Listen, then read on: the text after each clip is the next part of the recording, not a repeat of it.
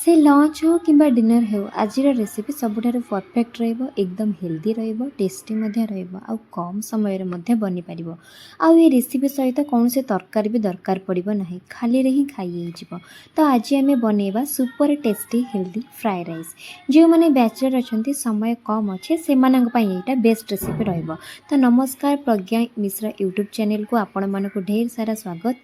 आपण माने बहुत किछि परिबा नै परिबे किंतु मु एठी कैप्सिकम पनीर टमाटो पियाज गाजर आलू आउ किछि बड़का अरुआ भात को लेकिन बनाऊँगी। तो प्रथम आम गोटे बड़ कड़े सोरिष तेल देबा। सोरिष तेल दे सारा पर किछि जीरा देबा फुटीगला पियाज को पकेबा एवं पियाज को किछि समय पई भाजबा को छाड़ीदेबा। तो ये देखो मु पियाज को भल भाव गोल दूची ताकि यहाँ भल से भाजी हो। तो ये पियाज भी भल से भाजी भी आसला।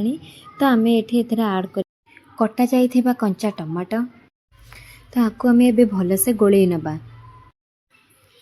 गोली सारिबा परे तो आम ये किसी स्वाद अनुसार लुण आपण लुण को कम बहुत करें। तो लुण दे सारा परे एबे मु हळदी दउची पुणी या टिके गोलई देबा।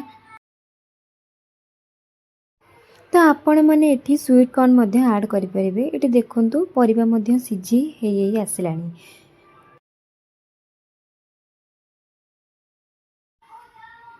तो परिबा सिझी आसला परे आमे कटा जाइथिबा पनीर को ऐड कर देबा।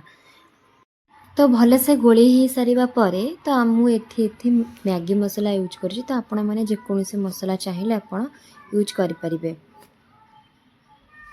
तापर से रही जाइथिबा भड़का भात को मुझे सहित मिसेकी गोलई नौची। तो गोलई हो सारा पर तो आपण देखंतु हमर फ्राई राइसटा वर्तमान संपूर्ण हो सारी देखो बहुत झुरझुरिया होइछे। तो आपण माने एठी अरुआ चाउल बदल बासमती चाउल नेले बहुत भल रहिबो।